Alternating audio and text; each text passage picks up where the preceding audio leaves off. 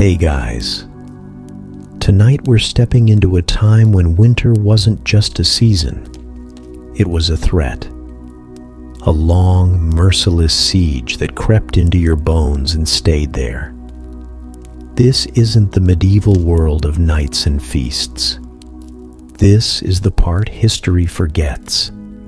The frostbitten mornings, the hunger pangs, the one-room huts that did little to keep death out. Imagine waking up in the dark, teeth chattering, wrapped in damp wool and straw, sharing your bed with livestock, because their body heat might be the only thing keeping you alive. So before you get too cozy, take a second to like the video and subscribe, but only if you genuinely enjoy this strange little corner of quiet storytelling. And drop a comment with where you're listening from and what time it is for you. It's strangely comforting to know who else is drifting off with us around the world. Now get comfortable, let the day melt away, and we'll drift back together into the quiet corners of the past. You wake up before the sun, not because you want to, because the cold doesn't ask for permission. It creeps in through the cracks in the walls and settles in your bones like a second skeleton. You open your eyes, and for a second, you don't move, because moving means breaking the fragile seal of body heat you've built overnight. Your breath rises in a soft cloud above your face, barely visible in the gray morning gloom. It's cold, the kind of cold that makes you ache before you've even stood up. The kind of cold that feels personal, like it came here for you. You're lying in a straw bed, if you can call it that. More like a flattened pile of hay and lice, packed together over the years into a lumpy mattress that smells like goat and mold and the damp rot of time. The blanket over you is wool, rough, scratchy, heavy, damp from the breath of sleep and the breath of other bodies. Because you don't sleep alone. You're sandwiched between your siblings, maybe a cousin, maybe even your mother, depending on who needs the heat most that night. The youngest child always gets the middle. The middle is warmest. You're on the edge. You always are, which means your feet are frozen, your back aches, and your day has already begun. There's no clock, no rooster crowing, just the sound of wind outside, hissing through the cracks in the door like a warning. You hear your father stir. His joints crack like twigs. Then a cough from your mother. Then silence again. Everyone's awake, but no one speaks. Because no one wants to move. Because to move is to feel it fully. The truth of winter. The deep, pitiless chill of a medieval morning. Eventually, someone groans and sits up. That's the signal. You all begin peeling yourselves from the mattress like frozen paper. Your breath hits the air like smoke. Your toes are already numb. Your fingers barely bend. You hold your hands close to your mouth, blow warm air into them, and pretend it helps. It doesn't. The hut you live in is a single room, one room for everything. Sleeping, eating, working, living, dying. No windows, just one door, half rotted and crooked on its hinge. The floor is dirt, hard-packed and wet near the corners where snow has melted through the thatch. In one corner, the animals, a goat, a chicken or two. Maybe a pig if you're lucky. Their body heat helps. Their stink doesn't. But you don't complain. They're the warmest thing in the house. There's no chimney, just a small hole in the roof where the smoke finds its way out, most of the time. You see the remnants of last night's fire in the hearth, cold ash, a few blackened twigs. You'll need more wood, but you know there isn't much left. The pile outside is nearly gone, and the woods are half a day's walk and technically owned by the Lord. Steal from them, and you risk more than frostbite. But you'll go anyway, because cold doesn't negotiate. It just demands. Your clothes are waiting near the fire pit, stiff with frost. You pick them up and shake them, hoping to loosen the ice. It clings. You slip them on fast. A linen shirt with holes at the elbow. Wool trousers patched and repatched until the original fabric is a memory. A belt of rope. A tunic that smells of sweat, smoke, and every day you've ever lived in it. You don't own socks, just cloth scraps tied around your ankles and shoes made of stiff, cracked leather. You wiggle your toes inside them and feel nothing. They're already gone for the day. The wind outside picks up and howls through the gaps in the walls. The walls are made of wattle and daub, twigs, mud, straw. They sag slightly. One day they'll collapse, but not today. Today they just shudder like they're trying to breathe. Your little sister starts to cry softly from under the blanket. Not because anything's wrong, because she's awake, and it's cold, and she's a child. Your mother pulls her close, doesn't speak, just hums, low and broken. You walk to the door, step over a sleeping dog, and unlatch the wooden beam. The door groans open. Snow rushes in like it's been waiting. The sky is still black. The fields are white. The whole world looks like it's been erased. You step outside, and the air slices your lungs.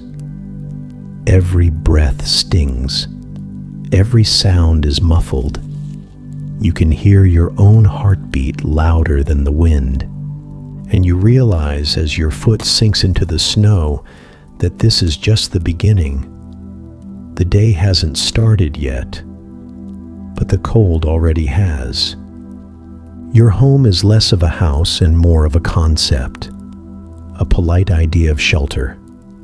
It has 4 walls technically, a roof more or less. But standing inside it feels like standing outside, only slightly rearranged. The wind doesn't knock. It doesn't wait. It slides through the seams between the wooden slats, the places where the mud has crumbled, the spots where rats chewed through the wattle years ago and no one ever patched it. The walls shift in the cold, creak, bow.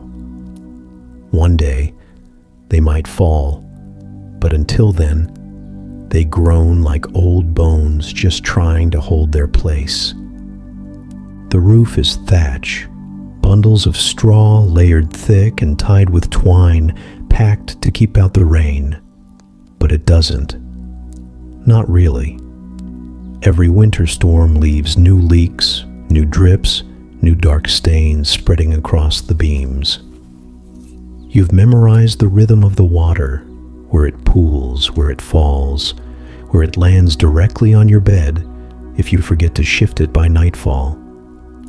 You've gotten good at sleeping in zigzags.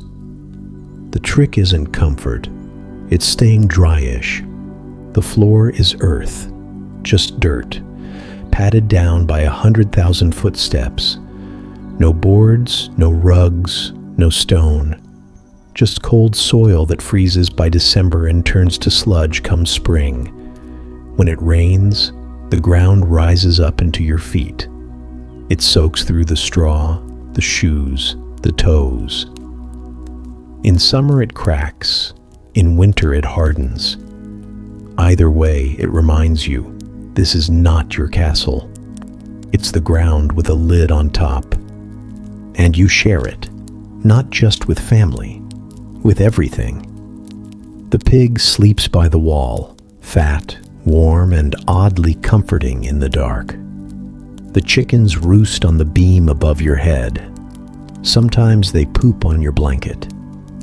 The goat occasionally wanders through the door like a judgmental aunt, sniffs the coals, then lies down right in the middle of the room. You could shoo them out, but why would you? They're the warmest things in the house. They're also food, not now, not yet, but soon, and they don't know it. There's no separation of space. The kitchen is the bedroom, is the pantry, is the hallway, is the everything. You cook next to the same place you sleep, eat beside the pot you relieve yourself in at night. There are no rooms, no corners for privacy, just a pile of hay here, a wooden bench there, and the fire pit in the center, the only true landmark in your tiny kingdom. The fire pit is a circle of stones, blackened and chipped. Sometimes the fire lights, sometimes it doesn't. If the kindling is wet, you just sit in the smoke and pretend it's heat. There's no chimney, just a hole above, roughly cut, patched with cloth on windy nights and left open on others. Smoke curls upward, then sideways, then down again. It clings to the walls, the ceiling, your lungs. You cough more in winter, but you're not sick. Not yet. That's just the air seasoning your ribs. Everything in the house smells like smoke and skin. Sweat, unwashed wool, old ash, and the sharp tang of animal. You stop noticing after a while. The scent becomes part of you, like your name or your scars. Visitors notice, but visitors are rare. There's a table near the wall, just a board laid across two barrels, plates carved from wood, cups made from horn. If you have a spoon, you guard it. If you don't, you drink your pottage straight from the bowl. Meals are shared, always. Not because you're generous, because you have no choice. One loaf, one pot, 10 mouths. Hunger teaches you to keep your elbows in and your expectations low. Above the door frame, a bundle of dried herbs dangles from a string. Sage, maybe thyme, hung months ago when your mother thought it might keep the spirits out. It didn't. Nothing does. The cold seeps in like a haunting. The sickness comes anyway. But still, the herbs stay, because even hopeless things are better than nothing. The only light comes from the door and the fire. Candles are rare, expensive. You've used animal fat in a pinch, but it burns fast and smells like death. So you live by shadows. You memorize the shapes of things in low light. The way your father hunches near the fire. The outline of your brother's face as he sleeps. You don't need to see clearly. There's nothing new to look at. When the wind howls, the house responds. It groans. It shudders. You pull the blanket tighter. You wonder if it will hold, if the roof will lift, if the walls will give. But they don't. Not tonight. Maybe not tomorrow. And that's enough. You don't need a fortress, just 4 walls that pretend to hold the winter back, even if they don't. You crouch low near the fire pit, fingers stiff and half useless, trying to coax life into a pile of damp twigs and leftover ash. Your breath fogs the air. Your knees crack when you move. The cold has already claimed your fingertips. Now it's coming for the rest. You strike flint against iron. Again. Sparks fall, but nothing catches. The twigs are too wet, the kindling too green. You knew that when you gathered it, but there wasn't another option. The woodpile outside is gone, burned through days ago, and you can't afford to take from the Lord's forest again, not after what happened to your cousin. Caught with a bundle of branches and strung up by morning. So now you light your fire with whatever's left, scraps of straw, splinters from a broken stool, bark chipped off the side of the hut. You even burned your comb last week, just to get a flame going. One less thing to keep the lice at bay. One more hour of warmth. Worth it. Eventually, the twigs catch. Barely. A tiny flame, weak as a candle's whisper. It shivers in the cold, unsure if it wants to live. You blow on it carefully, lips chapped and bleeding.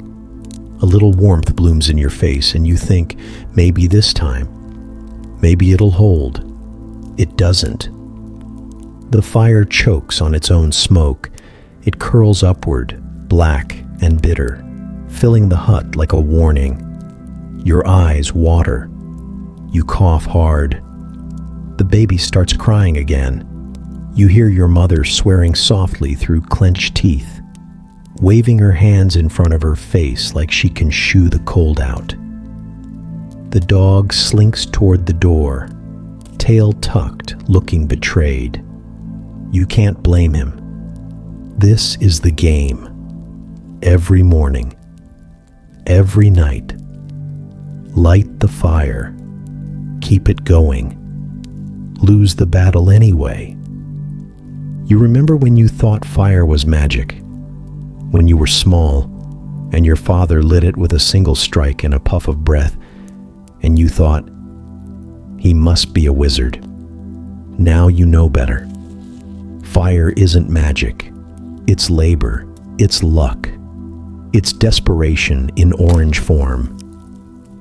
And more often than not, it doesn't come when you call. Even when it does, it betrays you. It gives just enough heat to tease, not enough to thaw. Your hands hover over the flames, palms out like begging, and still your fingers stay numb. The warmth you crave is never near the skin. It lingers up near the smoke, where your breath can't reach. If you crowd too close, your clothes might catch. But if you stay too far, you may as well not have a fire at all. The room fills with gray haze. The walls sweat with it. Everything smells like smoke. Your blanket, your tunic, your breath. You carry the scent of the fire with you wherever you go, like an apology for surviving. People say the smoke drives out sickness, drives out evil. You wonder if it's true. You've coughed blood before. You've watched your uncle cough until he stopped, and the fire didn't help him either. Wood is the real currency here. Not coins, not bread, not even beer. Wood, dry wood. You've traded eggs for a few sticks, a sewing needle for a log. You once saw a man give up his winter boots just for half a wheelbarrow's worth, and he limped home barefoot through the snow, smiling like he'd won. Maybe he had. The forests are full, but not yours. Every tree has a name on it, carved in silence by a lord you've never met. They don't cut wood themselves. That's your job, but not for you. You collect and they take. You steal and they punish. So you gather in secret.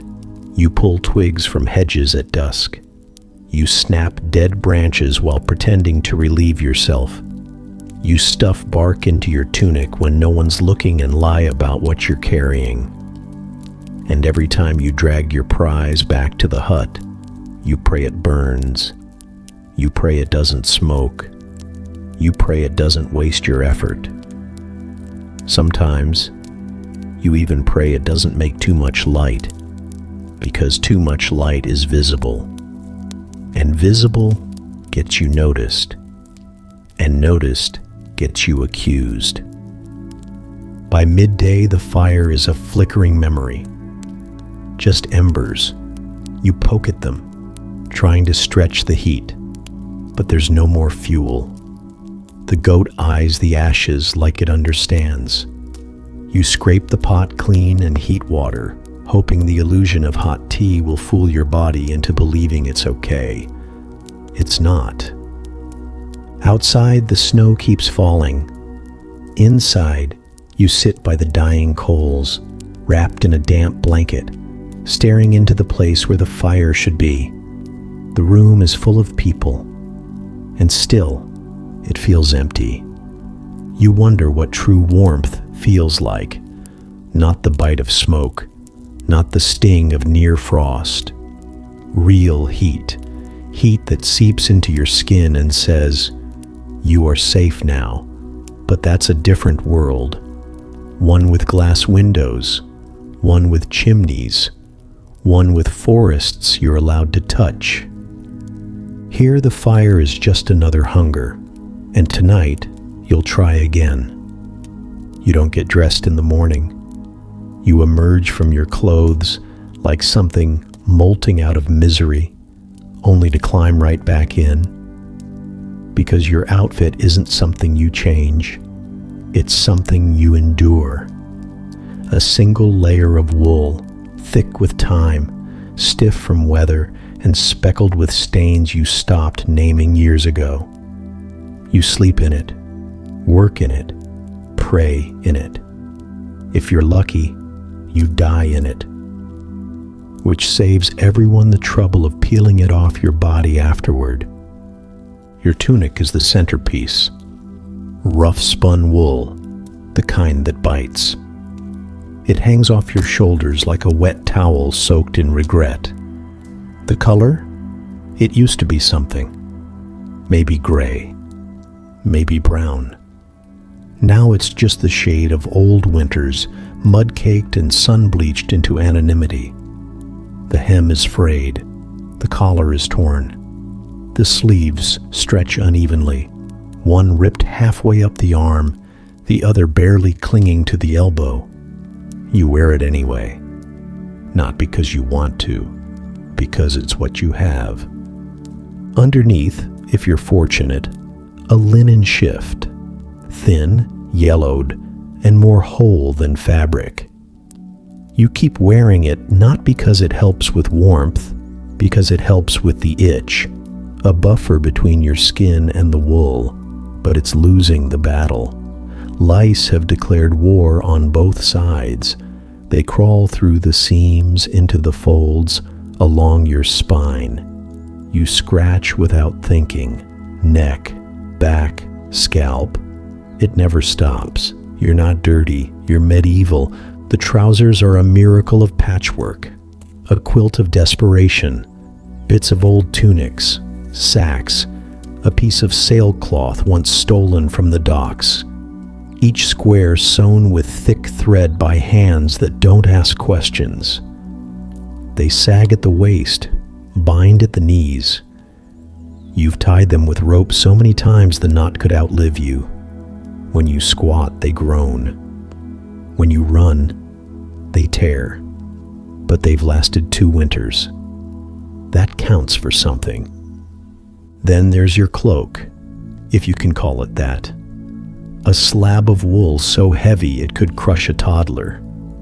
It smells like wet dog and burned meat, because it's never been washed and spends most of its life either by the fire or in the rain.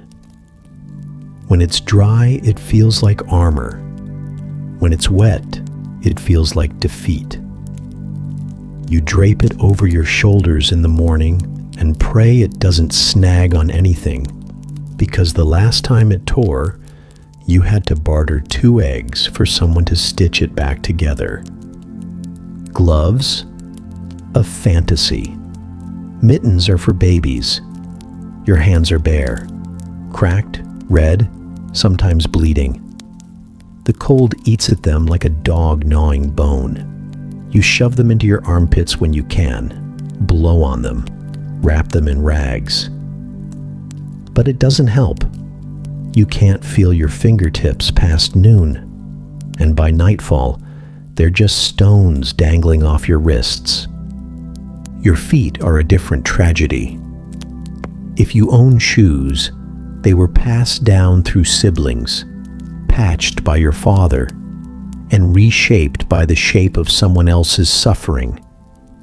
Leather, if it can still be called that. Cracked open along the soles, laces missing, toes poking through like surrender flags. You line them with straw when you have it, cloth when you don't. But the snow still gets in. The water still soaks through. By midday, you're walking with sponges on your feet. By night, they've frozen again into slabs. Sometimes you don't bother taking them off. It's easier to pretend you're still warm. And socks number just strips of cloth, wound around your ankles like sad little bandages. They slide down, bunch up, rub your skin raw. But they make you feel like you're trying, like you haven't given up completely, which in winter is a small but necessary lie. You don't dress for warmth, you dress for survival. There's no such thing as layering, no thermal lining, no dry change of clothes waiting in a chest by the bed. Once your tunic gets wet, it stays wet. Steam rises off your back when you work in the cold. That's not sweat. That's hope evaporating. Sometimes you see the Lord's men ride by in furs, fox, wolf, bear, cloaks trimmed in silver, boots laced high, gloves that match. They look like they've stepped out of a storybook, but their faces are no warmer. Their mouths are no kinder. And you remind yourself, fine clothes don't make winter easier. They just make it quieter. At the end of the day, you peel off what you can, hang it by the fire, watch the steam curl off the sleeves. It never dries fully. Just softens for a while before freezing stiff again by morning. You lie down in the straw, curl into yourself, and pull the blanket over your clothes. Because there's no undressing here. Not in this life. Not in this cold. You sleep inside the same armor you wore through the day, and you hope, quietly, always, silently, that it holds just enough heat to carry you through the night. You wake up starving, not the kind of hunger that growls and passes, the kind that sits deep in your belly like a stone, heavy, dull, constant. It's been days since you felt full, weeks since you felt satisfied. And now, in the dead grip of winter, breakfast isn't about taste or comfort. It's about not collapsing before noon. There's no scent of food in the air, no fire crackling with promise. Just the stale must of cold ash and old smoke. You sit up slowly, knees stiff, joints clicking like frozen latches. Around you the others do the same. No one speaks. No one smiles. Everyone knows what's coming. Or rather, what isn't. You crawl toward the pot near the hearth. It hasn't been emptied in days, not because you forgot, because there's nothing else to put in it. It's pottage, again, always pottage. A swamp of roots and grains and whatever else you could scrape together. Some of it unidentifiable, some of it better left unexamined. You stir it with a stick. It's thick, too thick. The top layer has crusted over. You scrape it off, add snow, and pray the fire still remembers how to burn. Eventually, it simmers. Sort of. You ladle it into wooden bowls with chipped rims and blackened undersides. One for your father, one for your mother, one for the rest of you to share. The little ones get first bites. That's the rule. Not because it's fair, because it's survival. The taste? There is none. Pottage isn't made to taste. It's made to exist. A gluey paste of barley and parsnips. Maybe a strip of onion if someone was lucky at the market. Maybe a lump of turnip, grown bitter from frost. You chew slowly, not because you're savoring, but because it helps stretch the illusion that there's more. There's no meat. Meat is for saints' days and debt forgiveness. Maybe you had a bone last week, boiled until it went pale and soft. You sucked on it for hours, trying to pretend there was something left in it. There wasn't. There never is. Bread is on the table, if you can call it that. A hunk the size of your fist, darker than it should be, harder than it has any right to be. You thump it against the bench, and it sounds like a knock on a coffin. You don't slice it, you attack it. With a knife, with a rock, with your teeth. It's made from barley flour mostly, but barley doesn't go far in winter. So it's bulked with whatever can fill the space. Bean husks, dried peas, even sawdust if things are truly bad. It's gritty, it crumbles, it sticks in your throat and scratches on the way down. And yet you're lucky to have it. You wash it down with beer, not because it's a treat, because it's safer than water. The stream froze over weeks ago, and when it does thaw, it'll be full of runoff, animal droppings, chamber pot tossings, and the occasional floating rat. So instead, you drink ale, weak, watery, barely fermented, just enough alcohol to keep the parasites at bay. Even the children drink it. No one enjoys it, but it doesn't kill you. That's good enough. Sometimes if someone in the village has a hen that still lays, there might be an egg. One, split 4 ways. You hold it in your mouth like treasure. Let it dissolve on your tongue. Pretend you can taste the sunshine in it. But that's a rare thing. Most mornings, there's only the pot, the bread, and the silence. No spices, no butter, no sugar. Salt, maybe, if someone has been careful. It's worth more than half the livestock in the parish. So you use it like medicine, not seasoning. A pinch, rubbed into the pot with trembling fingers, hoping it'll make the cold stew taste like something besides resignation. The little ones ask questions sometimes, about apples, about cheese, about the honey cakes they remember from harvest festivals. You tell them stories, not lies, stories, about a feast that happened once in a summer before they were born, about roasted meat, soft bread, warm milk. They listen wide-eyed, chewing their pottage like it's the dream itself. And for a moment, they forget. You almost do too. But the bowl empties fast, and the hunger doesn't. It sits in your belly like smoke. Not enough to stop you from moving, just enough to remind you you're still poor, still cold, still alive. You lick the rim of the bowl. Run a finger along the inside.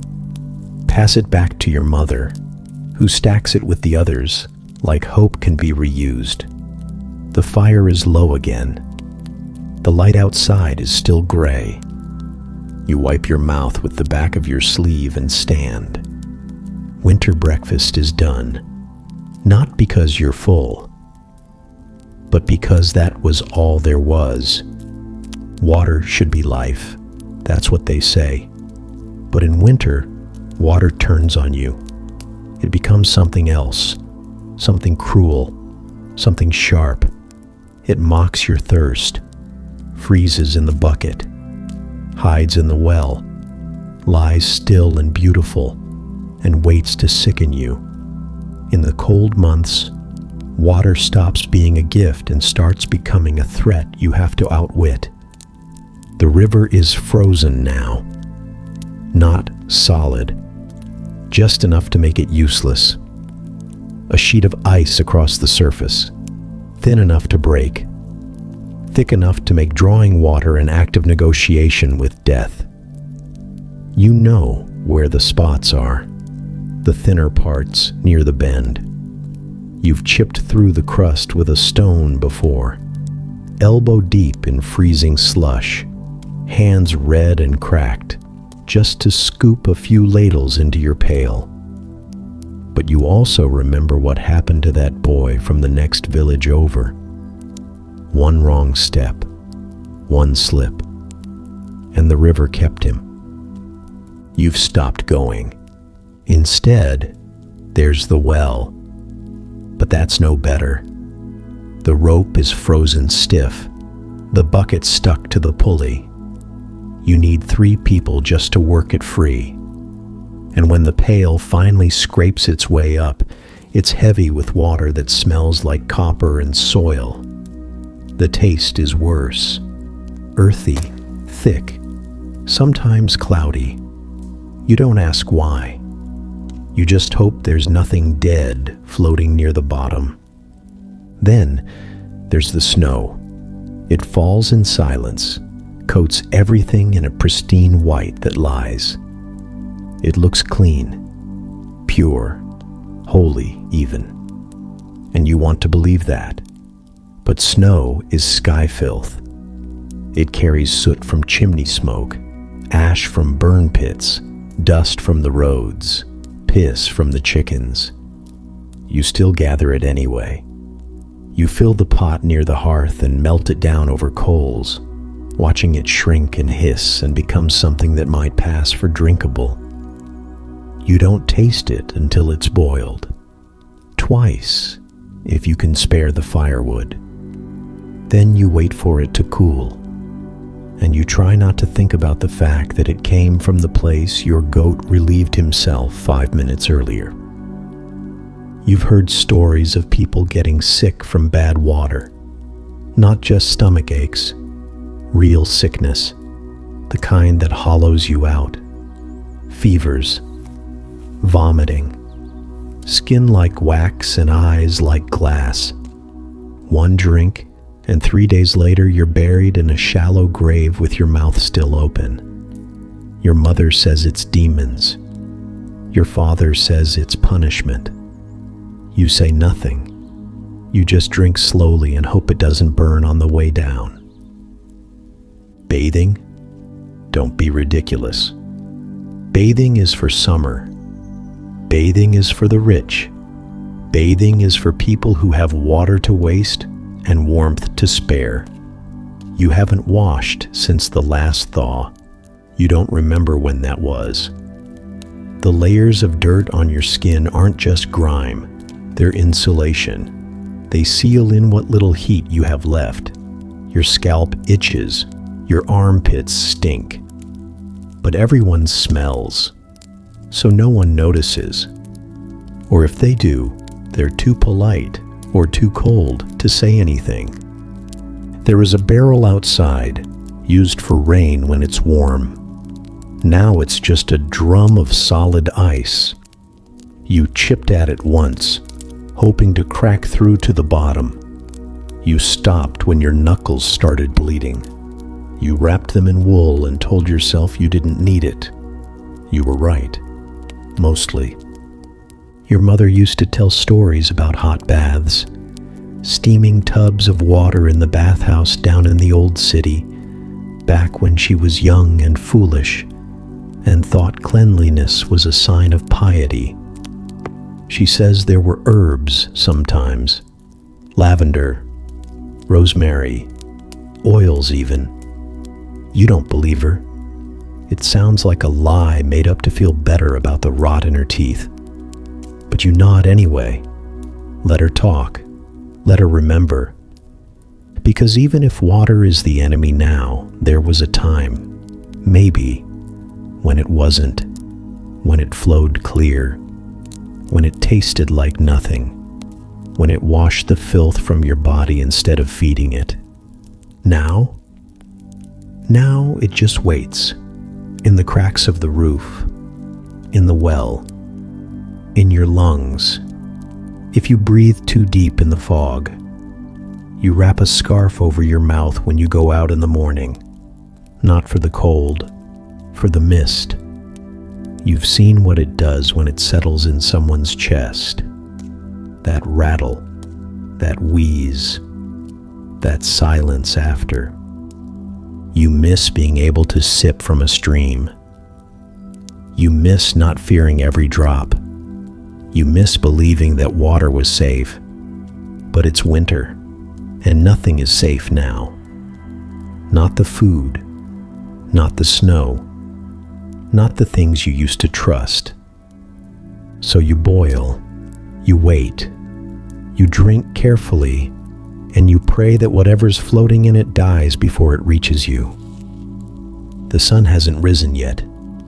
Not that it matters. The sky in winter doesn't do sunrise. It just shifts from black to gray, like it's as tired as you are. You step outside and the cold hits you like a closed fist. You brace against it, chin down, shoulders tight, breath sharp. The door creaks shut behind you, and that's it. You're committed. Another day begins. Another march into the frozen teeth of survival. Your boots crunch through snow that isn't soft anymore. It froze last night, then again at dawn, then again while you blinked. Every step is a gamble. Will you stay upright? Will you slip? Will your toe finally give out and snap off like an icicle? You don't know. You just keep walking. Because stopping means freezing. And freezing means becoming a story someone tells around a fire you never got to sit beside. There's no road, just a path. Trampled earth buried under slush. Footprints frozen into craters. Deep enough to twist an ankle. Shallow enough to fill your shoes with snow. Your breath curls from your mouth in ragged bursts. Your hands, already numb, stay clenched at your sides. You tried wrapping them in cloth once. It got wet and froze to your skin. You peeled it off with half your knuckle still in it. Your fingers are bare now, blue at the joints, cracked at the tips. You don't feel them anymore. That's worse than the pain. Pain means blood is still moving. Numbness means something is deciding whether to die. The fields are still a mile away, maybe two. Time stretches differently out here. Each step feels longer than the last. The snow isn't deep, but it clings. It grips your legs, adds weight to your clothes, turns your wool trousers into frozen ropes that slap against your shins. There's a wind today, not strong, just steady. The kind that slides under your tunic and wraps around your spine like a wet hand. You see the others ahead, figures hunched like punctuation marks in the snow. No one talks. There's nothing to say. Everyone is conserving breath. Speech is a luxury. Warmth is a fantasy. Work is a promise. And you're walking toward it. The Lord's land sits on the edge of the horizon, marked by a low stone wall and a few crooked sheds. His house is further off, A gray silhouette with smoke curling from the chimney, warm and unreachable. You've never been inside. You're not supposed to. That heat, that bread, that softness, it's not for you. You belong in the fields, in the mud, in the snow, bent and silent. You get there just as the sky brightens to its full shade of winter gray. You take your place. The tools are already frozen. Shovels, scythes, spades. You pick one. It sticks to your palm. You tug, and skin goes with it. No one flinches. It's normal. Everything is, eventually. Your job today? Clear snow from the irrigation channels. The ones that haven't worked in 3 seasons. But they need clearing. Because the Lord said so. Because his steward needs to report something. Because a man with a feathered hat in the city once drew a plan on a scroll and called it necessary. So you chip, you dig, you haul. Your breath comes in clouds. Your hands blister. Your back bends until you forget what standing straight feels like. You move snow that will fall again tomorrow. You break ice that will refreeze before sunset.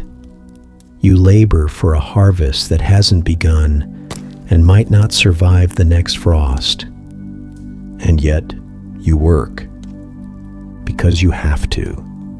Because this land feeds you. Sometimes, because if you don't, the steward will notice. The Lord will punish, or worse, forget. Forgetting is the real fear. If you become invisible, you become replaceable. And in winter, no one mourns the ones who vanish. They just divvy up your bread and use your name as a cautionary tale. So you keep going. Your feet are soaked. Your legs burn. Your stomach growls. And the only warmth you feel is the steam rising from your own body. A pathetic attempt at defiance against a sky that never stops watching. You glance at the others. No one cries. No one complains. A cough here. A grunt there. A man slips, lands hard, and doesn't get up right away. He breathes into the snow, then pushes himself up and keeps moving. You don't help. You can't afford to. Compassion takes time. Time takes energy. Energy takes food. You didn't have enough breakfast to be generous today. By midday, the wind shifts. Snow starts again. Light at first. Then heavier. It settles into your collar. Sneaks into your boots. The field disappears inch by inch. You dig slower now. Not because you want to. Because you're running out of strength.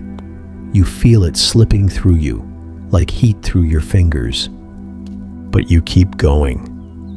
Because the work isn't done. Because the walk home is just as far. Because no one else is going to do it. Because this is what winter asks for. And you always answer. The work never stops.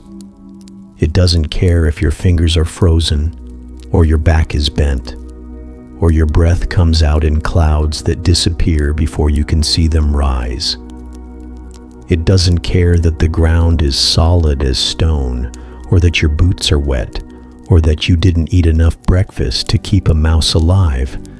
It just waits, unmoved, indifferent, and you do it anyway. You start with the wood pile, or what's left of it. Chopping firewood in winter isn't just a chore, it's a punishment. The logs are soaked through, swollen and hard, reluctant to split. Your axe is dull, the handle cracked, the blade notched from years of biting into frozen bark. You swing anyway.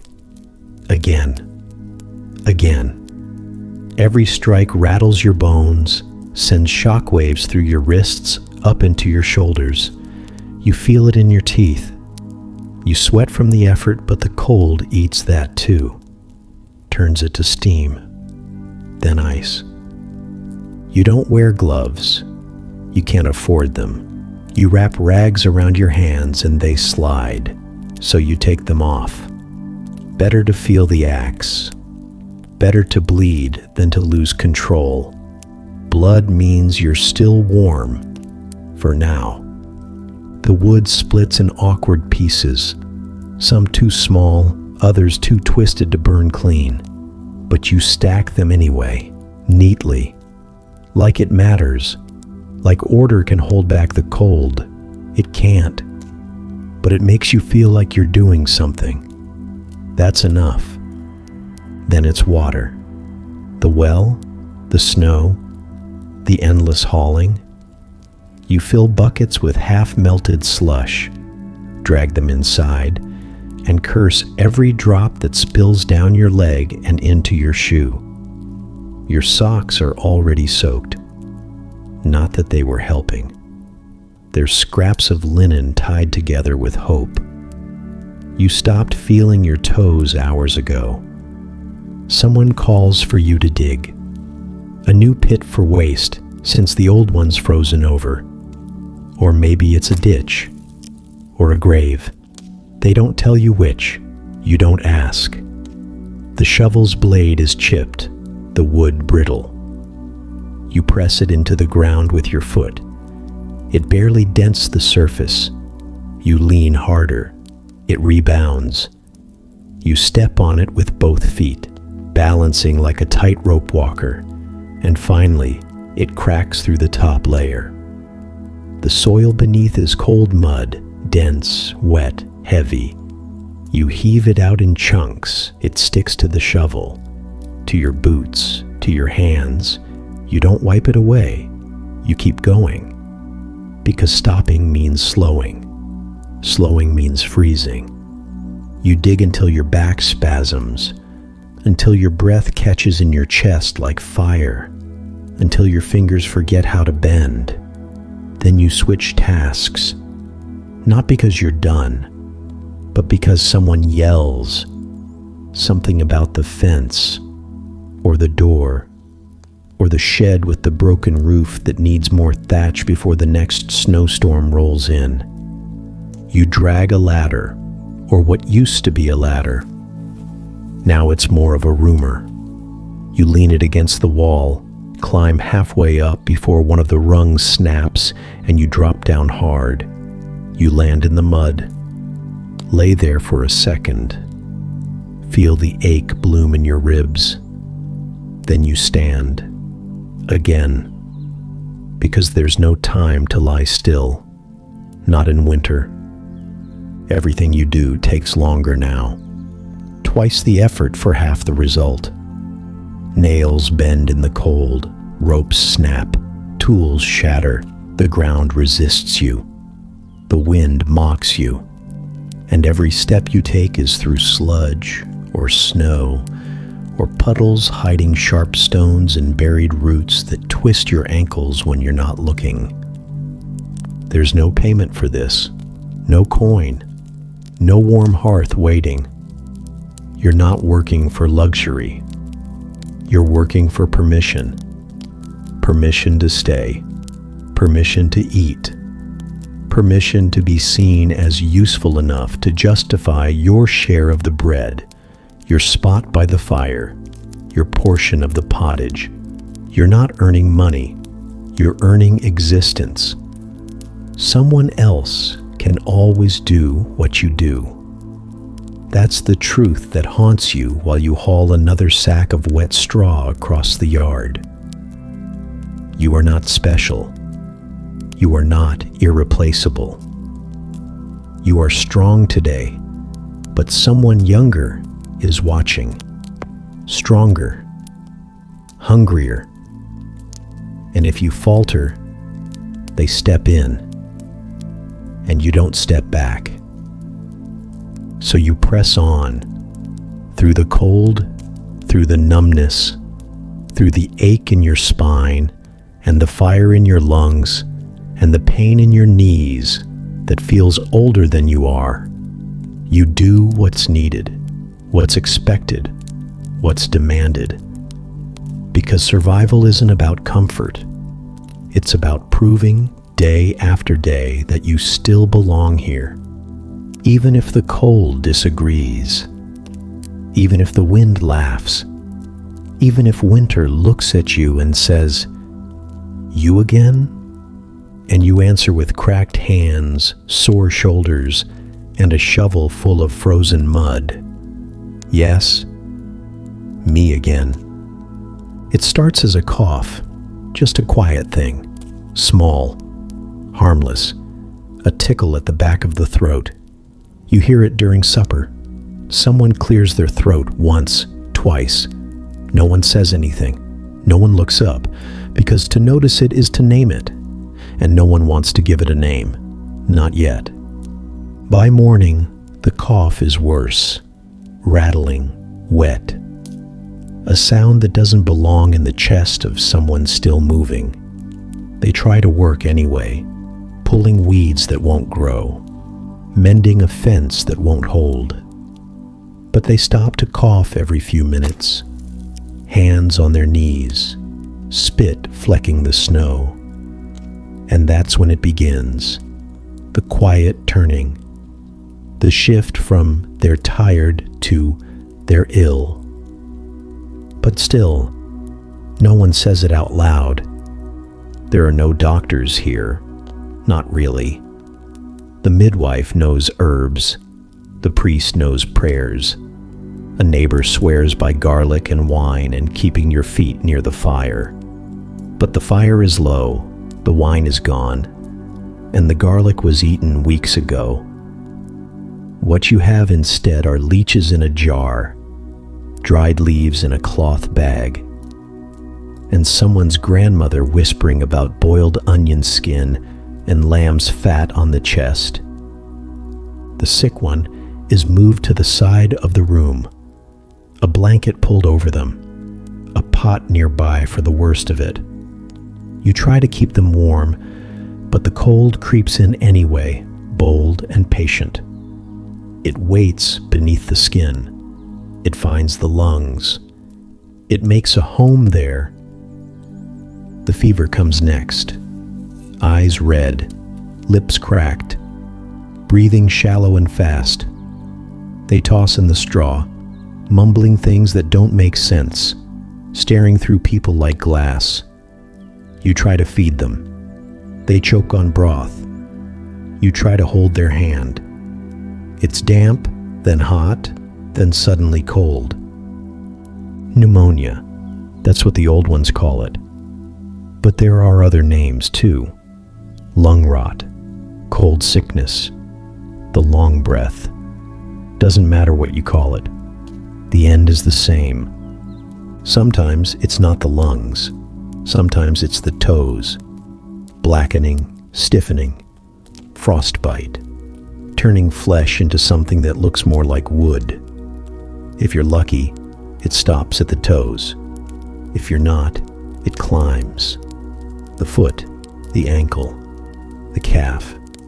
Gangrene sets in like rot in a root cellar, and then the leg must come off. If you have someone brave enough, drunk enough, desperate enough to try.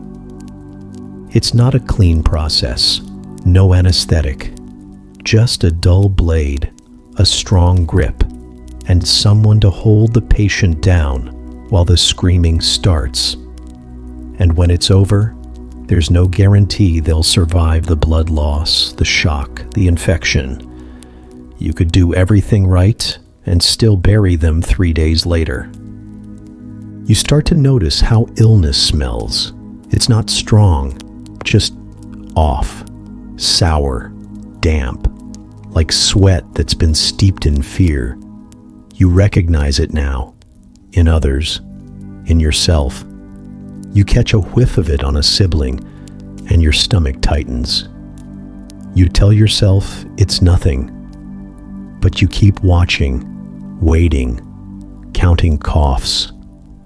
The priest comes eventually, slow, tired, He carries his book, his candle. He knows the way even in the dark. He's been here too many times. He kneels by the sick one, whispers things you can't hear, anoints their forehead with oil that smells like mold and memory. If they're awake, they try to speak. If they're not, he speaks for them. And when he stands, he doesn't look anyone in the eye. The room is quiet afterward. Not reverent, resigned. No one cries, not yet. There's still a chance. There's always a chance. But it's shrinking. And if the worst comes, you bury them quickly. The ground is frozen, so the grave is shallow. The dirt is chipped away with pickaxes and tears.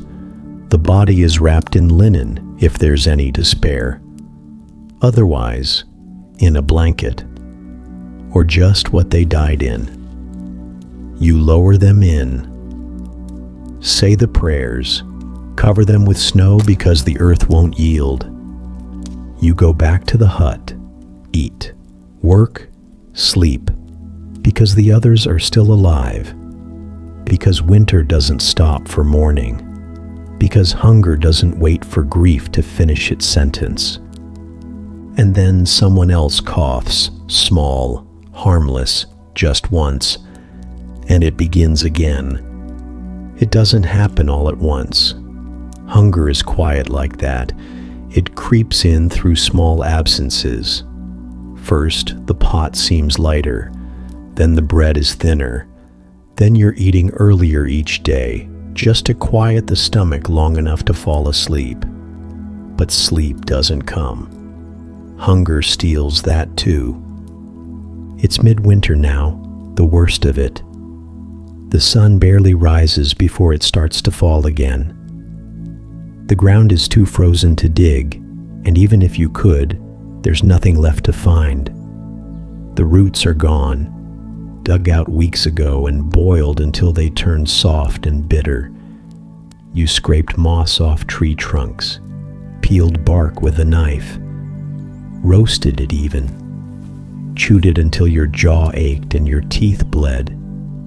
It gave no nourishment, just something to put between your lips so you could pretend you were still eating.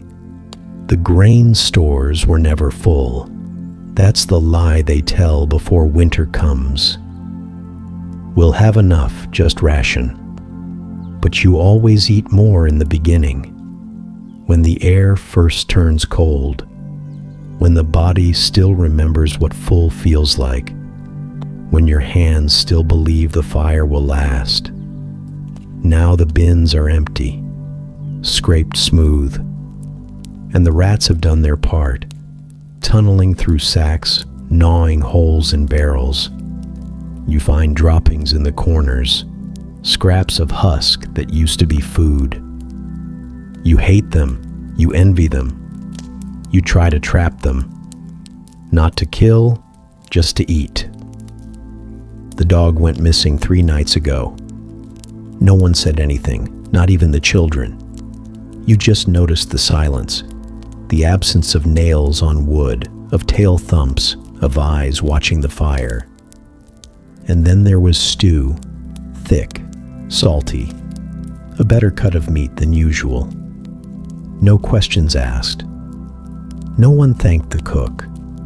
You just ate, grateful, ashamed, hollow. The baby is still nursing, but the mother has nothing left. She rocks back and forth, humming a song that has no tune. Her cheeks are hollow. Her hands tremble when she lifts the child. You offer a cup of thin porridge, mostly water, barely warm. But she waves it off, says she's not hungry. That's what hunger does. It teaches you to lie to yourself. Your father looks smaller now. His belt hangs looser. His coat swallows him. He coughs more, sleeps more. You see him counting beans by candlelight, lining them up like soldiers, whispering numbers under his breath. He's not rationing. He's saying goodbye. The little ones cry more often, not loud, just this tired, broken whimper that never quite stops. You try to comfort them, but your hands are too cold and your stomach too empty and your voice too cracked. You hold them anyway. Rock them until your arms go numb. Pretend the shaking is from the chill and not from what you're becoming. There's no more trade, no more barter. Everyone's in the same place, tight-lipped, tight-bellied, watching each other out of the corners of their eyes. You've heard the stories about what happens when hunger turns into madness, about the widow who ate her cat, the man who boiled leather shoes, the girl who wandered into the woods and didn't come back. And maybe that was mercy. You're still not there. Not yet. But the edge is closer. You feel it in the way you look at the neighbors, at the scraps on their table, at the plumpness of a wrist. You hate yourself for the thought. But it comes back. Every night. The priest says it's a test, that God is refining the faithful, that suffering draws us nearer to heaven. You nod when he speaks. Say amen. Then you steal crusts from the chapel pantry and don't look back. Some nights you dream of food. Real food. Meat that tears when you bite it. Apples, fresh and crisp. Cheese warm from the hearth. A pie so sweet it aches. And then you wake up, mouth wet, heart racing, and your gut folding in on itself like it's eating what's left of you. You don't talk about the hunger anymore. It's too heavy for words. Instead, you say things like, "I'll eat later," or "I had some already," or "Save it for the children." But there's nothing to save, nothing to share, nothing but the ache sitting in your chest like an old friend who won't leave. This is winter's true cruelty. Not the cold, not the frostbite, not even the sickness. It's the slow unraveling, the hollowing, the way it turns your body against itself, then your mind, then your heart. You tell yourself it will pass, that spring will come, that the earth will soften and give again. But right now, it's just snow, just silence, just the echo of an empty bowl, and the sound of your own breath, shallow and slow. And still, you get up, you move, you endure, because that's all that's left. Your knees creak when you wake, not from age, at least not the kind that's counted in years. You're 30, maybe 31. No one keeps exact track anymore. But your joints move like old hinges, rusted and reluctant, needing a few moments before they'll carry your weight. You swing your legs over the edge of the straw mattress, and the cold floor greets your bare feet with the same welcome it offers every morning, sharp, indifferent, and immediate. Your hands don't open right. They're stiff, curled inward from the cold and the labor and the sleep that wasn't restful. You rub them together, but it doesn't help. The cracks across your knuckles split a little more. You flinch, not from the pain. You're used to pain, but from the realization that you're not even out the door, and the day has already taken something from you. You stand, slowly, one vertebra at a time, like lifting a ladder rung by rung. Your back is bent from work. Not permanently, not yet, but it leans now, just a little, like the roof above your head, sagging where it used to be proud. You used to be taller, Or maybe the world used to be lower. Either way, you don't walk upright anymore. Not unless someone's watching. Your skin itches.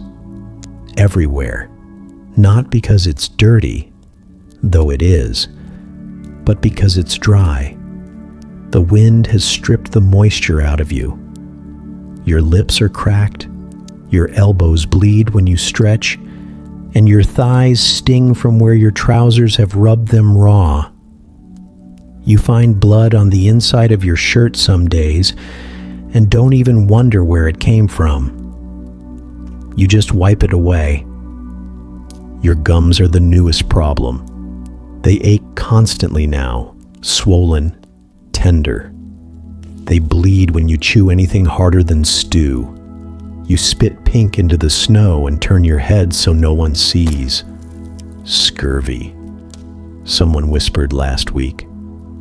Too long without fresh greens. Too many months of nothing but salted meat and moldy bread.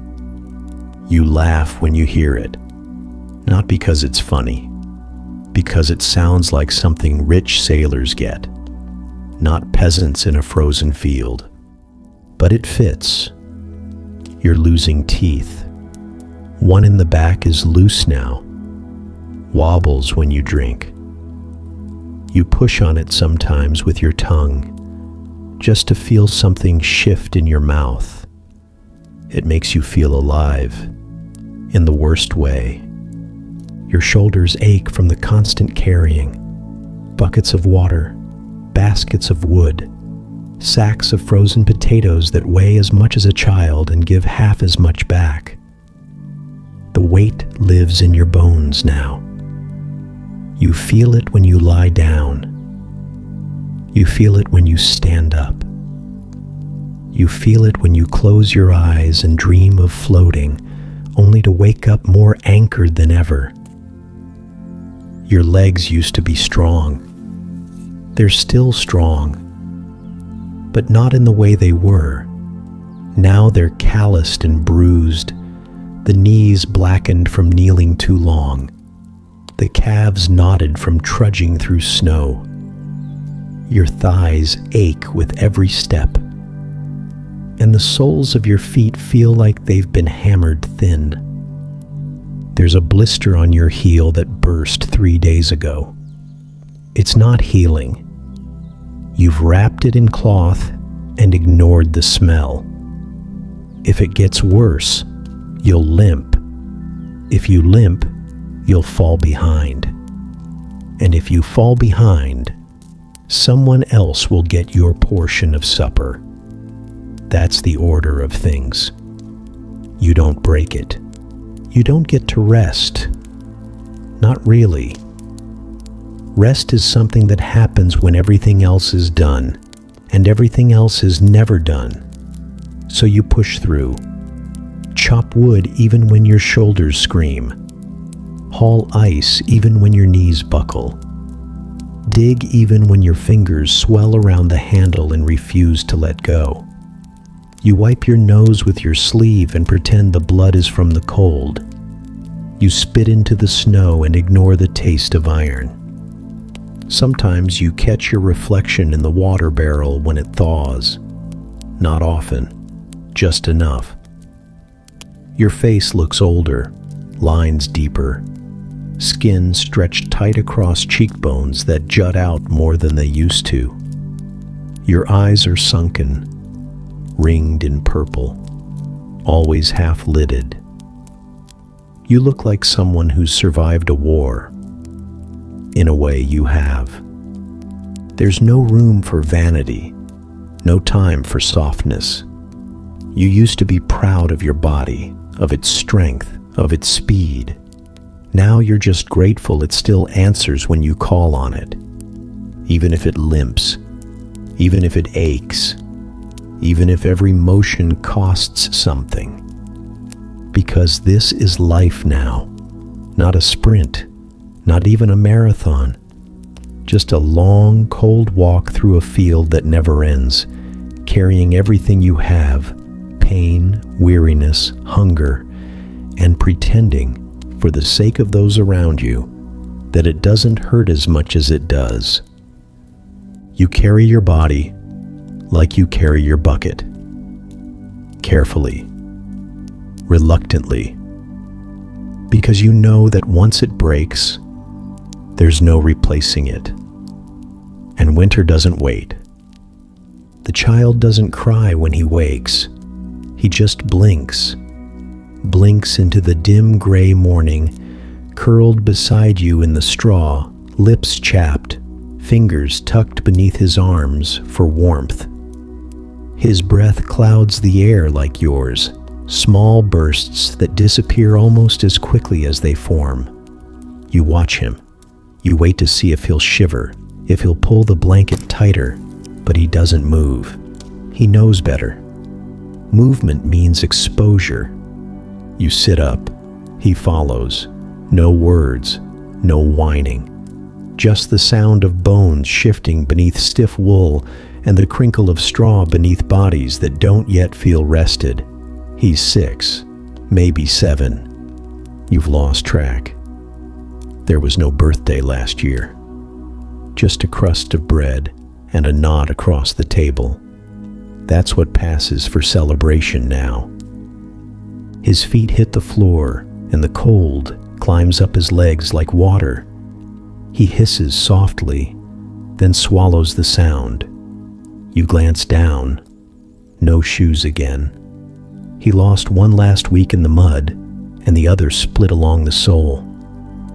You tied leather scraps around his toes, but they soaked through days ago.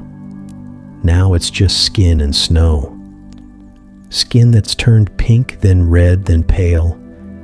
If he's lucky, the feeling will come back. If he's not, well, you'll deal with that when it comes. There's no time to coddle, no time to scold. You hand him a rag to wrap his hands.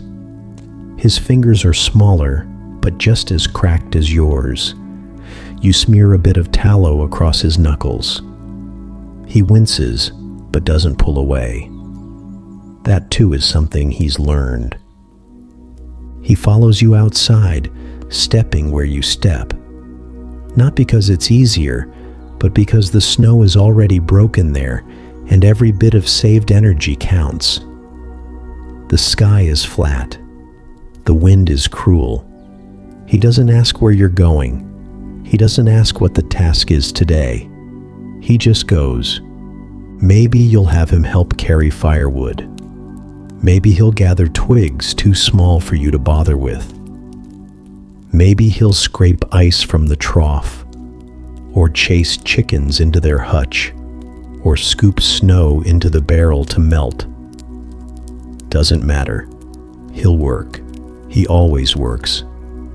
Because in winter, children aren't children. They're hands. Extra bodies to do what yours can't anymore. The smaller one, the girl, is still inside. She's younger, 4 perhaps. Her cough started yesterday, quiet, hollow. You left her curled beneath a blanket that smells like damp wool and ash. She'll stay there unless it worsens. If she's lucky, she'll sweat it out. If not, you'll do what you can, which isn't much. You remember your own childhood, sort of. Bits of color, running barefoot in the grass, the warmth of sun on your neck. You don't think your children will remember anything like that. They'll remember hunger, the scratch of wool, the taste of saltless broth, the sound of wind slipping through the boards at night. They'll remember work, not stories, not games, just work. That's what childhood is now, a shorter version of adulthood, with smaller muscles and louder coughs. Sometimes they cry, not often. Once, the boy split his hand on a rusted nail while lifting a bucket. Blood dripped down his wrist, and he stared at it like it had come from someone else. You knelt down to wrap it, and he said, not with panic, but with confusion, will I still get supper?" You nodded, said yes. But later, you gave him your portion. You don't know if he noticed. Other children in the village don't fare better. You've seen them. Thin arms carrying logs twice their weight.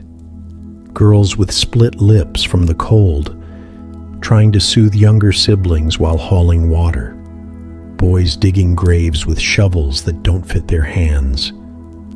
No one tells them to stop. No one says you're too young.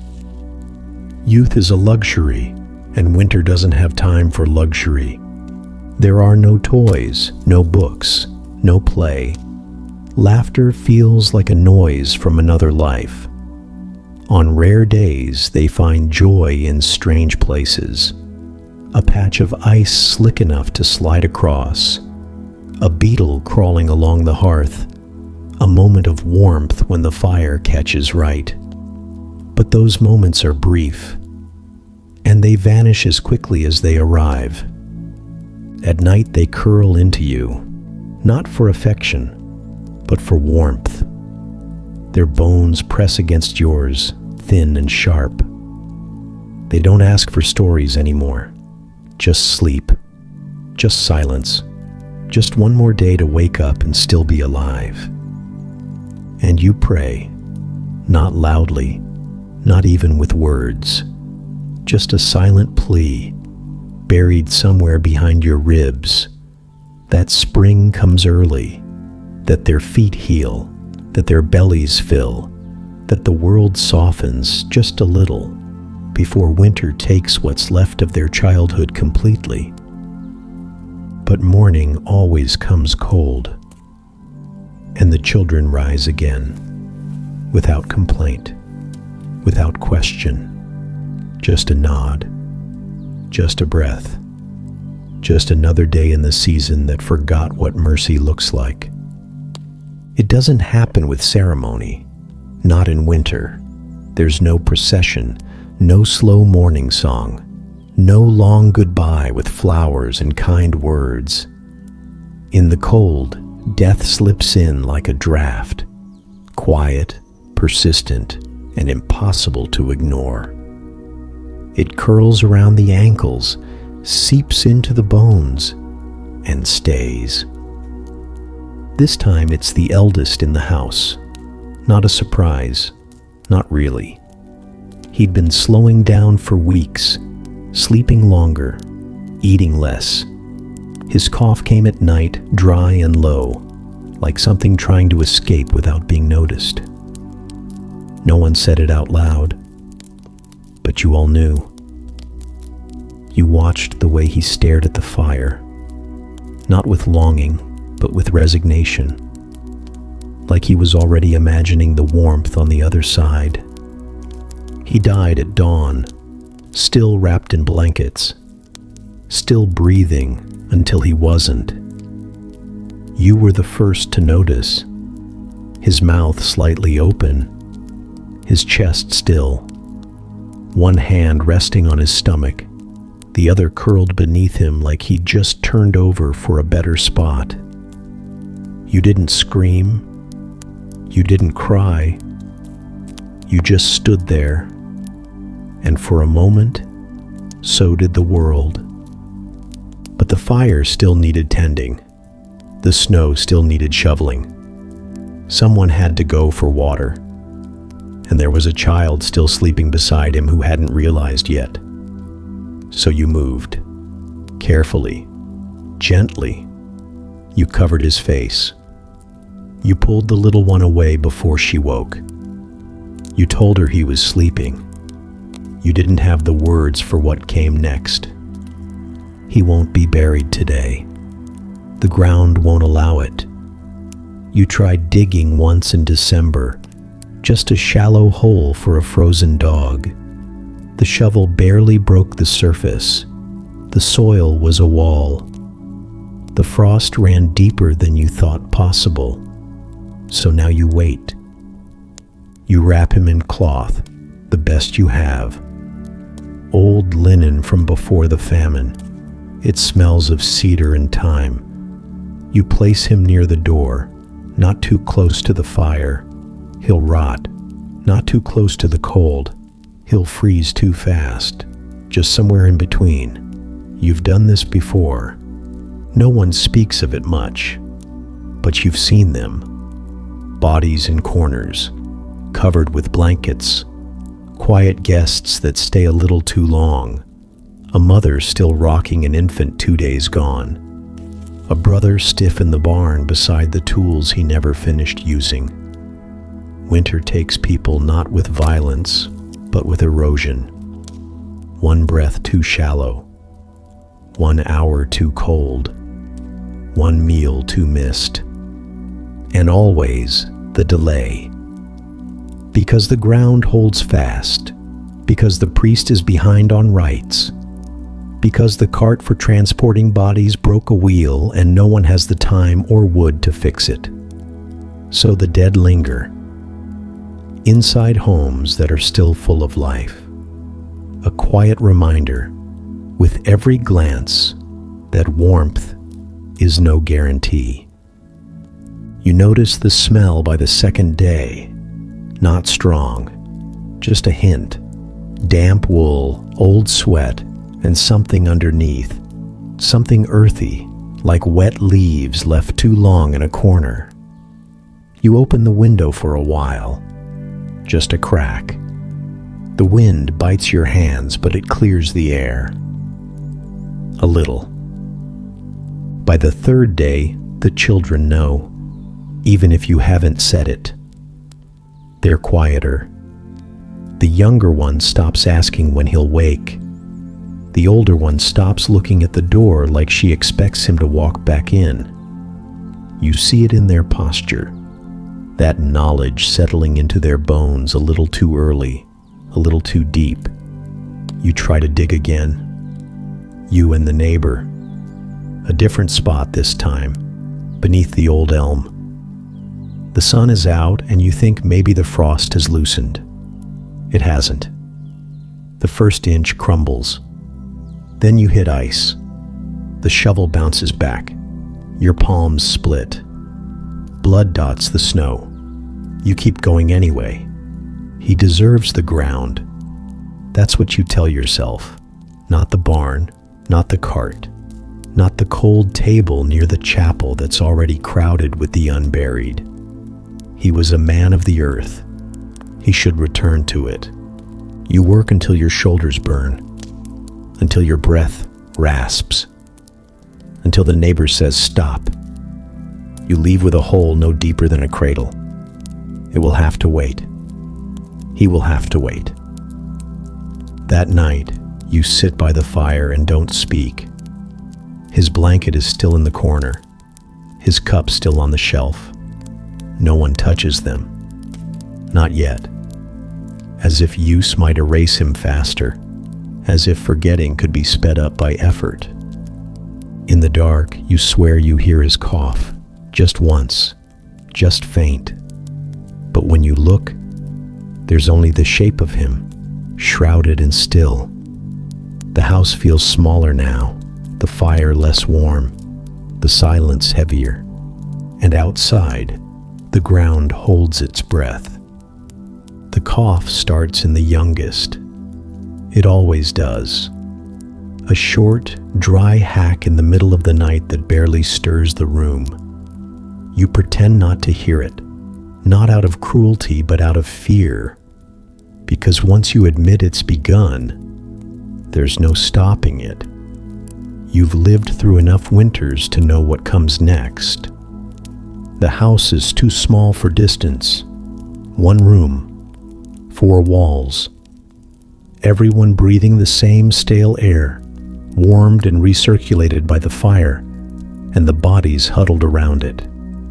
When one breath goes wrong, they all do. You can't separate. You can't isolate.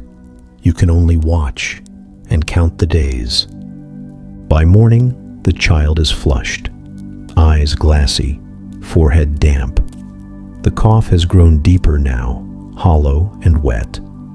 You place a hand on their chest and feel the rattle beneath the skin. like something trying to claw its way out. You try not to let your face show what you already know. The others are watching. By evening, another starts coughing. Then another. The air thickens. Blankets are shared. Water is passed. Bowls of broth are ladled and held to trembling lips. You try to keep track of symptoms. Who's still eating? Who can still stand? But it blurs. You lose track. Time bends in the fever haze. The priest said it might be plague again, or the sweat, or a new strain of the old sickness. They don't name it much anymore. Just call it the illness, like it's a familiar traveler who shows up uninvited each year. It changes faces, changes tempo, but the story is always the same. Breath lost, heat rising, and silence at the end. You try the usual remedies: boiled nettles, onion compresses, a pinch of mold from stale bread, smeared across wounds in some desperate imitation of healing. You burn dried herbs in the corner of the room, not for medicine, but for belief. Belief that maybe smoke can drive something out. That maybe this is a spirit and not just a sickness. That maybe you're not completely powerless, but you are. One child starts vomiting. The other wheezes in sleep. Your partner, usually silent, begins to shiver uncontrollably beneath the wool blankets, eyes darting even while closed. You hear a sharp inhale in the dark and wait, frozen, to hear the exhale follow. It does. For now. No one goes outside unless they must. No one comes in. You've put a branch across the doorway, not as a barrier, but as a message. Sickness lives here. It's understood. Other households have done the same. You walk through the village and see the signs. The windows dark, the chimneys silent, the paths untraveled. Even the animals keep their distance. You try to keep the fire going. It's the one thing that feels like control. But it eats wood too quickly, and you're too tired to keep feeding it. So the room grows cold again, damp again, exactly the kind of place disease loves. By the third day, the room smells wrong. Sweat, sickness, something metallic. You open a window just enough to let the air change. The wind cuts through like a knife, but it clears the haze for a moment. You breathe deeply, and for the first time, realize your own throat aches. Dull, persistent. It had crept in without permission, and now it sits there, waiting. You don't tell anyone. What good would it do? The girl coughs blood, a streak across her sleeve. The others don't notice, or they pretend not to. You wipe it away before anyone else sees. She doesn't cry, just looks at you with a gaze too calm for her age, like she's already made peace with something she can't name. You pray, if only because there's nothing else left to try. Not loudly, not in the way that gets answered. Just a whisper, a plea, to any ear that might be listening. By the 5th day, one stops coughing, not because they're better, because they don't have the strength. The silence is worse than the sound. You sit beside them, holding a damp cloth to their forehead, watching the rise and fall of their chest slow, then stutter. You say nothing. What is there to say? Someone once told you disease doesn't kill. It just takes advantage. It waits for the hunger, the cold, the exhaustion, and then steps in like a guest who's been invited by all three. You believe that now. There are still chores to do, wood to chop, water to haul. You do them with a rag over your mouth, a superstition that does nothing. You try not to breathe too deeply. Try not to touch your face. Try not to look at the smallest one, curled up in the corner. Because if your eyes meet, you'll see the question. You don't have an answer. So you keep moving, keep boiling herbs, keep listening for the coughs in the dark, and wait.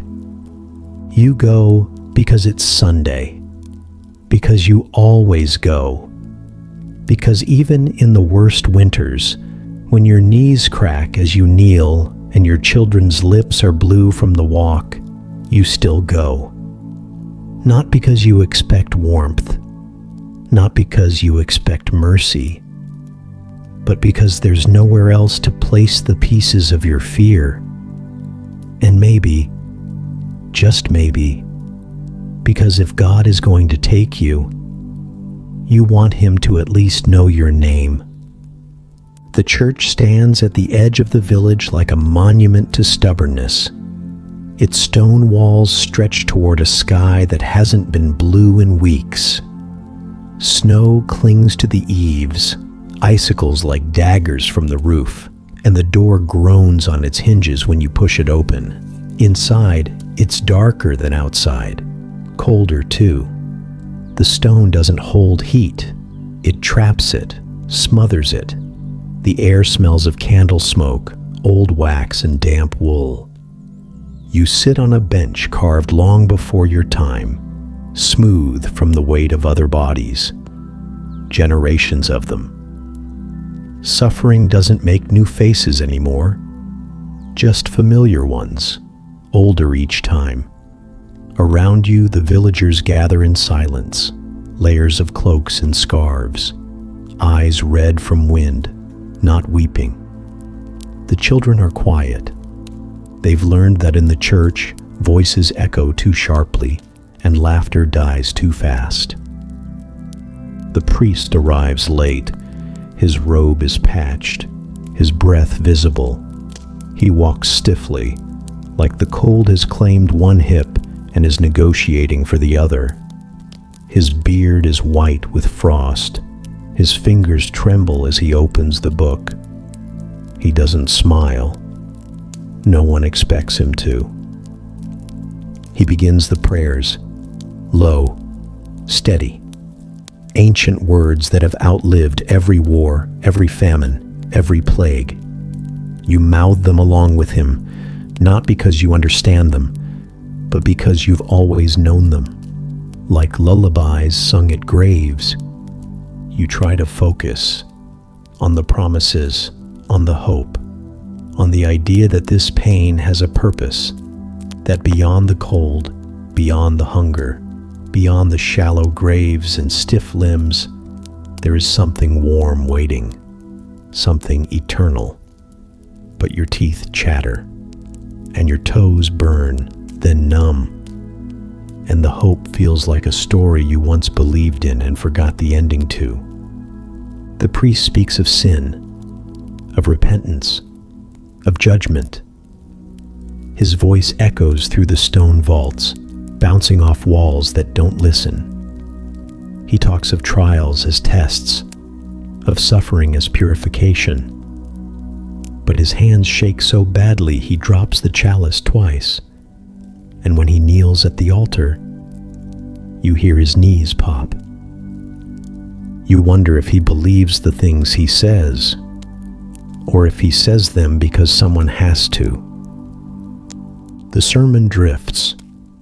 You try to stay with it, but your mind wanders to your dead, to your dying, to the frostbite on your son's toes and the cough that hasn't let go of your daughter, to the stew you left simmering too close to the coals, to the cracks in your roof, to the feeling in your chest that you might be next, and that the only warmth left in you is the fever just beginning to bloom. A child cries somewhere in the back, not loudly, just a weak whimper, muffled in cloth. The mother holds them close, rocking slightly, eyes fixed on nothing. The priest doesn't pause. He's heard that cry 100 times. He'll hear it 100 more. The candles flicker. One goes out. No one moves to relight it. The wax has run too low, and the wick is buried. You wrap your coat tighter, even though it does nothing. There's no fire here. Never has been. The bishop forbade it long ago. Too risky, they said. Too dangerous in a house of God. So you pray in cold silence, offering up your body as proof of your devotion. The service ends. No benediction of warmth. Just a nod. A quiet dismissal. The congregation disperses with the same stillness it entered. No chatter. No laughter. Just the shuffle of feet against stone, the creak of the door, and the wind waiting to finish what the chill inside started. Outside, the snow continues. The sky hangs low. The path home is treacherous with ice, but you know every stone. You don't speak to your children. They don't speak to you. Not out of sadness. Just the economy of winter. Every word is a breath lost. Every breath is heat surrendered. You glance back once. The church stands still, the cross barely visible against the storm. A beacon not of comfort, but of constancy. It will still be there next Sunday, cold, unmoving, holy in a way that has nothing to do with warmth. And you'll go again. Not because it helps, but because you need somewhere to place your fear. Because if the world ends this winter, you want someone to have seen you kneel. The days blur. That's the first sign. You stop counting them, stop naming them. They slide past like cold water through numb fingers. No grip, no shape. Just a dull parade of gray mornings and darker nights, stitched together by hunger and the ache in your bones. You used to keep track, Sundays at least. But now, even the church feels more like a waiting room than a sanctuary. So you stop marking time. Winter takes it from you. You wake, not with purpose, but because the cold won't let you sleep any longer. You lie there, staring at the beams overhead, frost creeping along the wood like fingers. You listen to the breathing of those around you, shallow, raspy, some interrupted by coughs, and for a moment you can't tell if they're alive or not. You close your eyes again, not to sleep, just to stop looking. It's not just tiredness. It's something heavier, something that sits behind your eyes and under your ribs. At first it felt like sadness, then weariness. Now it's just emptiness, like part of you packed up and left sometime in December, and you're still waiting for it to come back. You don't speak much anymore. No one does. What's there to say? That it's cold? That you're hungry? That your hands won't stop shaking and your gums have started to bleed again? Everyone knows. Words feel expensive now. Too sharp, too risky. So you share looks, gestures, a nod, a glance, a sigh. Conversation shrunk down to silence because even sound feels like a waste of energy. Sometimes you stare at the snow for too long. Just stand at the window and watch it fall. Software relentless. It used to feel beautiful once, magical even. Now it feels like a blanket with no warmth, a sky that's forgotten how to stop. You wonder if it ever will. Someone asked you last week how many weeks until spring. You couldn't answer. Not because you didn't know, because you weren't sure spring was real. You remember green fields, birdsong, the smell of soil warming beneath the sun, but only in fragments, like dreams from another life. You try to picture the sun, and all you can see is white. White sky, white snow, white air, an endless blank expanse that reflects back nothing but your own emptiness. You think about the river, the one that runs through the woods past the edge of the village, frozen now. You stood beside it the other day, just watching the ice. You don't know why you went there. Maybe to remember what water looked like when it moved. Maybe to listen for something other than coughing and creaking wood. Maybe for something darker. You won't say it, not out loud.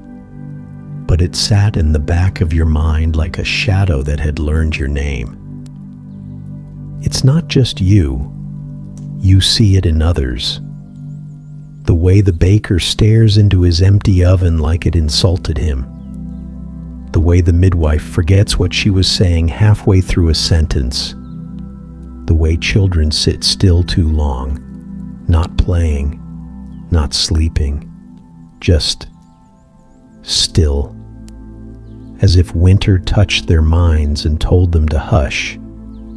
There's a man who used to whistle every morning on his way to the fields, even in early snow, even when the harvest failed. A tune with no name, just notes that dance through the village like sunlight. He hasn't whistled in weeks.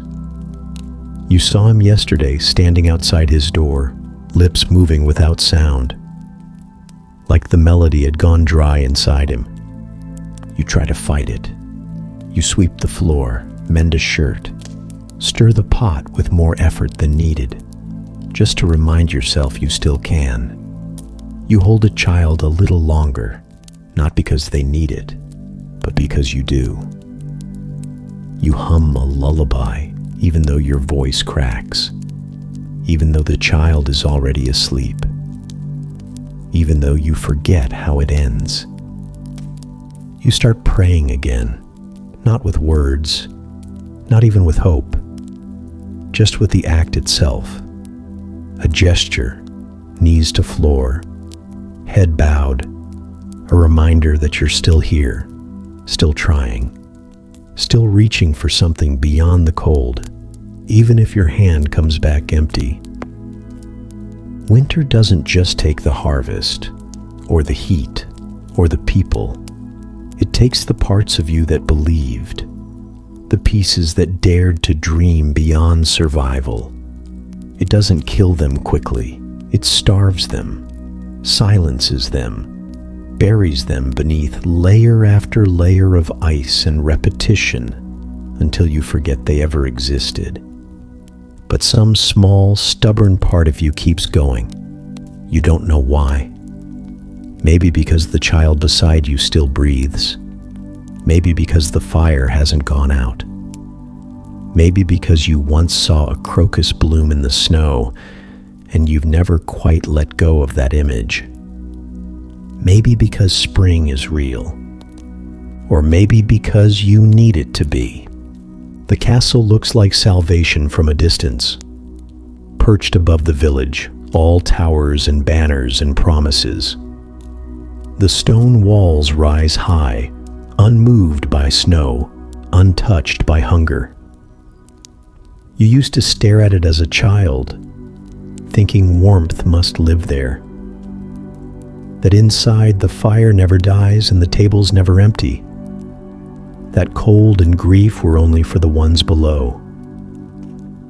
But even stone lies.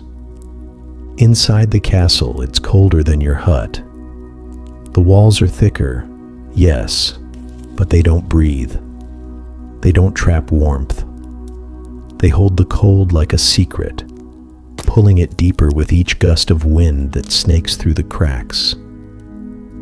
Fires burn in great hearths, yes, but only in a few rooms. Wood is rationed here too. The flame flickers and dies long before it warms the corners.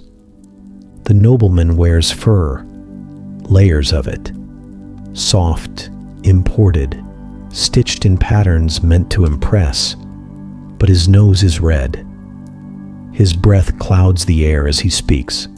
His fingers, though gloved, twitch near the coals of the brazier beside his chair. He doesn't complain, not in front of his servants, but you can see it. Misery doesn't care about wealth. It only wears a different coat. The tapestries that line the stone do little. They look grand. Stories of battles and saints, horses rearing, angels descending. But the cold passes through them, and underneath the thread, the wall still waits, silent, wide, and merciless. They eat, of course, better than you ever will, platters of roasted meat, bread stuffed with fruit, wine deep enough to drown in. But watch closely. The Lord chews slowly, as if every bite requires thought. His wife picks at her food. The children laugh, but their smiles don't last. They drink more than they speak. The candles flicker over pale faces, and no one seems to taste the feast. Because even with food, fear creeps in. The sickness that took your neighbor's child has reached the gate. A page boy collapsed in the stables. One of the kitchen girls hasn't been seen in 3 days. The priest has been summoned twice this week, and his muttering grows faster each visit. They speak of quarantine now, of closing the gates, but the servants still move between village and hall. They carry water, stories, and breath. They do not live in the castle. They sleep in sheds near the edge of the grounds. If the sickness comes, and it always does, it will not knock.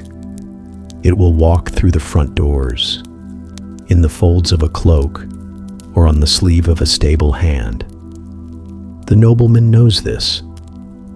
You see it in the way he watches his steward pour wine, eyes lingering a moment too long. In the way his wife clutches the rosary hidden in her sleeve. They've sealed off the nursery, not out of precaution, but fear. You've heard whispers. The youngest boy had a fever, a cough. They say he sleeps now, constantly. That the nurse doesn't leave his bedside. That she's been instructed not to speak to anyone else, but no one says the word. Not here. Not in stone halls where pride still lives. No one says plague. No one says dying. They say unwell. They say resting. They say God is watching over us. But even God feels far away when the windows frost from the inside and your bed feels like a tomb. The nobles don't walk the village anymore. They used to, twice a season perhaps, to hand out coins or see the harvest. But now the roads are too icy, the air too thick, and there's nothing they want to see. Just hunger and cold and faces that remind them where they came from, or worse, where they might return if fortune turns. Still, they dress each day, put on rings, braid their hair, apply powders to skin turned pale by lack of sun. Rituals are the only defense they have left, and so they pretend. Pretend this is just another winter. Pretend the stone halls are not tombs in waiting. Pretend they are above it all. But stone is colder than wood. silence rings louder in great halls. And fear, real fear, echoes harder when there's room for it to stretch. You used to envy them. Now you just pity them. A little. Because hunger is cruel. But knowing that everything you built, everything you claim to control, can't stop the cold from crawling into your bones, that might be worse. The castle may be high, its walls may be thick, but winter finds its way in. It always does. The carrot wasn't much. Crooked, soft at one end, hidden beneath a layer of straw in the corner of the storeroom where the rats hadn't yet found it. You didn't mean to find it. You were just looking for something dry to burn. But there it was, a dull orange root against the gray of everything else. You held it in your palm like a relic, not food, not really, just something not yet taken, a reminder. You brought it inside and split it 4 ways. Thin slices, barely enough to chew. But each piece passed hand to hand like communion. The littlest one licked theirs first, as if savoring the idea before the taste.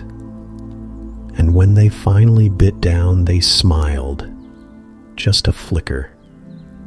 But it was real. In a season that swallowed whole weeks without laughter, a crooked carrot became a miracle. Later, when the wind picked up and the door wouldn't stay shut, you found a single coal glowing in the hearth. The fire had died hours before. No one had the strength to tend it. But somehow, one ember clung to life beneath the ash. You didn't even notice it at first. Just a faint red eye in the dark, blinking at you. You knelt beside it, breathing slow, feeding it twigs, a strip of dry bark, even a scrap of your sleeve. You cupped your hands around it like it was a bird about to fly away, and somehow it caught. A flicker, then a flame, then a curl of smoke that whispered warmth back into the room. You didn't speak, just sat beside it, palms open, watching your breath mix with the heat. No celebration, just survival. Someone laughed yesterday, a real laugh, not the nervous kind, not the kind that hides in your throat, the kind that starts low and catches everyone by surprise. It was the boy. He slipped on the frozen step outside and landed flat on his back in the snow. For a moment, you thought he was hurt. But then he looked up, wide-eyed, snow in his eyelashes, and let out the kind of laugh that makes your chest ache. The girl joined in, then you, then the old man who hadn't spoken in days. It didn't last long.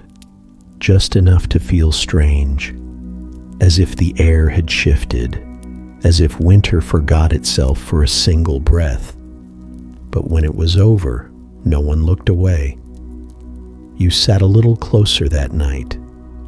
You found a crust of bread in your coat pocket, old, hardened, but not molded. You hadn't put it there. Maybe someone else had. Maybe a gesture forgotten in the rush of work and cold. You broke it in half and passed it across the table. No butter, no salt. But you chewed it slowly, letting it soften in your mouth like something sacred. It wasn't about fullness, it was about sharing. You don't get full in winter. You get reminded that you're not alone. These aren't victories. There's no winning in this season. No grand moments of triumph. Just flickers. Just warmth stolen from the dark. A smile at the edge of fever. A finger twitching back toward life. A prayer whispered not in faith, but in stubborn defiance. You hold on to them because the cold wants more than your body. It wants your joy, your wonder, your memory of better days. So you guard them like fire. You feed them crumbs. You wrap them in wool and hide them from the wind. Sometimes it's a song, not sung fully, just hummed beneath breath while mending clothes or stirring soup. The same melody your mother hummed, and hers before her. A tune that has no name, but always ends the same way. Quietly, with hope tucked into the last note. Sometimes it's a touch, a hand on a shoulder, a blanket passed without words, a child climbing into your lap without asking, just because your heartbeat is steadier than the wind. You don't plan these moments. They're ambushes, little ambers in the ash of everything else. And when they come, you stop. You let them happen. You let them burn. Because tomorrow the roof might leak. The cough might return. The last root in the cellar might turn black. But tonight, someone smiled. Someone laughed. Someone found something sweet in a hollow world. And that's how you survive the long dark. Not with strength, not with faith. With small, stubborn joys. Stolen, yes. But still yours. You stopped hoping for warmth weeks ago. Now you just wait. It's not dramatic anymore. The desperation burned out sometime after the new year, like a candle too short for its wick. What's left isn't panic. It's patience, or something colder. You move like someone underwater. Slow, careful, eyes fixed on nothing. The body remembers to eat, to stir the fire, to rock the child when she cries. But the mind? The mind is elsewhere, far ahead or far gone. The sun rises earlier now, by minutes, maybe seconds, enough that the frost on the window catches the light a little differently. You see it when you wake, if you slept at all. A glint, like a crack in the sky. It doesn't bring warmth, not yet. But it's something, a sign. You tell yourself that over and over, as if repetition could make it true. You mark the days on the wall behind the stove, a little smear of ash, one line per day. When you started, the marks were even, straight, neat. Now they bend, they drift sideways. Sometimes you forget one, sometimes you add two, because the last day was so long it deserved more than one tally. It doesn't matter. The count isn't about accuracy, it's about defiance. Every mark is proof. I'm still here. You think about color. Green, mostly. Grass, leaves. That soft moss that used to grow by the river where the pigs drank. You close your eyes and try to summon it. Not just the sight, but the smell. Earth, damp and alive. You think if you could remember it clearly enough, maybe your fingers would warm.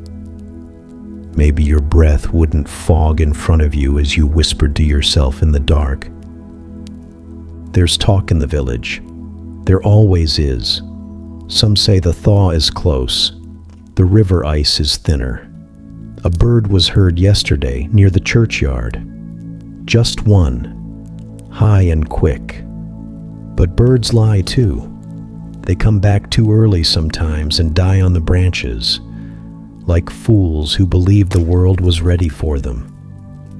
Others say the snow is heavier now than it was a month ago, that the winter is longer this year, that the ground is angry, that God is waiting for something. maybe confession, maybe sacrifice. You don't argue. What would be the point? Your boots are cracked. You patch them with twine and scraps from a curtain that once hung near your mother's bed. The fabric is soft still, faded but strong. You think she would have approved. She always hated waste. The firewood is low.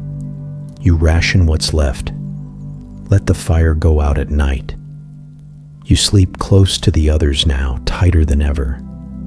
Back to back, skin to skin. You don't talk about how long it's been since anyone bathed. You've all gone nose blind to the smell. And what's a little stench when the alternative is freezing alone? You stopped coughing. That's either good or very bad. Your chest still aches, but quieter, like it gave up trying to warn you. There's a loaf of bread in the pantry, half of one really, hard as wood. You think about slicing it, but don't. Not yet. Better to know it's there. You touch it sometimes, just to feel something solid in your hand. Hunger you can manage. It's the waiting that steals your will. The children don't ask anymore about spring, about anything. They play less, sleep more. The little one draws lines in the soot with a stick, patterns, swirls, maybe stories.